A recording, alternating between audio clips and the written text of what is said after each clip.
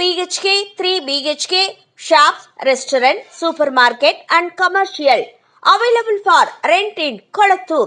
Nearby Meridian Hospital, Kumaran Hospital, backside of Red Terry.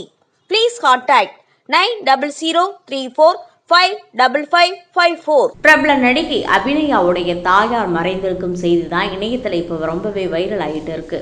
நாடோடிகள் படத்தின் மூலமா தமிழ் சினிமாவில் அறிமுகமானவர் தான் நடிகை அபிநயா. மிக அழகான முகம், தோற்றமுடைய அபிநயா அவங்களுக்கு இயற்கையிலேயே சரியாக வாய் பேசாத காது கேட்கும் திறன் குறைபாடு இருக்கு. இருந்தாலும் இவருடைய தன்னம்பிக்கையாலும் விடாமுயற்சியினாலும் சினிமாவில் தன் நடிப்பின் மூலம் ரசிகர்களை தன் பக்கம் ஈர்த்தவர் தான் அபிநயா.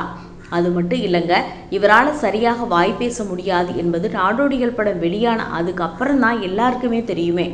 அதுக்கு பிறகு மக்களிடையும் இவங்க ரொம்பவே ஃபேமஸ் ஆயிட்டாங்க. அதனைத் தொடர்ந்து தமிழில் 1000ல் ஒருவன், ஈசன், 7ஆம் அறிவு, வீரம், பூஜை, தனி ஒருவன், குற்றம் 23, மார்க் ஆண்டனி உட்பட பல படங்களை நடிச்சிருக்காங்க. இவங்க ஃபஸ்ட்டு தெலுங்குல தான் அறிமுகமானாங்க. அதுக்கப்புறமா கன்னடம், மலையாளம் மற்றும் ஹிந்தி போன்ற பல மொழிகளில் இப்போ நடிச்சிட்டு வர்றாங்க. இவங்க அவங்க அம்மாவை பற்றி என்ன சொல்லியிருக்காங்க அப்படின்னா, நீங்கள் நன்றாகத்தான் இருந்தீங்க. அப்பாவிற்கு அழைப்பு வருவதற்கு 2 நிமிடங்களுக்கு முன்பு வரை எந்த போராட்டமும் இல்லாமல் மறைந்து போவதை நான் அதிர்ஷ்டம் என்று நினைக்கவில்லை. ஆனால் நீங்கள் அமைதியான மரணத்தை பெற பிரார்த்தனை செய்தீர்கள். ஆனால் வேறு வழியில்லாமல் கடவுள் உங்கள் விருப்பத்தை நிறைவேற்றி விட்டார் என்று நினைக்கிறேன். தற்போது எனக்கு தாத்தாவின் மறைவு ஞாபகத்திற்கு வருகிறது. உங்கள் திருமணத்திற்காக நீங்களும் தாத்தாவும் ரிக்ஷாவில் போகும்போது அவர் இறந்து விட்டார். தந்தை மற்றும் மகள் இருவரும் ஒரே மாதிரியாக இறந்திருப்பது தற்செயலாக இருக்க முடியாது என்பது குறிப்பிடத்தக்கது.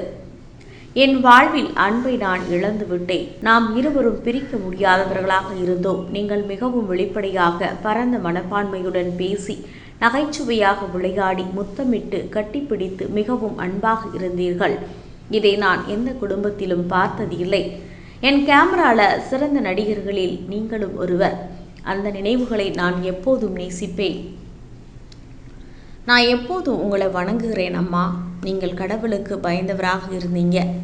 எப்போதும் கடவுளை பிரார்த்தனை செய்து கொண்டிருந்தீர்கள் அப்படின்னு பதிவிட்டிருக்காங்க. அதனால என்ன சொல்கிறாங்க அப்படின்னா, ரசிகர்கள் இவங்களுக்கு ஆறுதல் சொல்லிட்டு வராங்க. அதோட எனக்காக அனைத்தையும் தியாகம் செஞ்சீங்க அம்மா. நீங்கள் நான் செல்லும் இடமெல்லாம் பயணம் வந்தீங்க. என்னை நீங்கள் ஆதரிக்காவிட்டாலும் நான் சாதிக்க மாட்டேன் அப்படின்னு நீங்கள் நினைக்கல.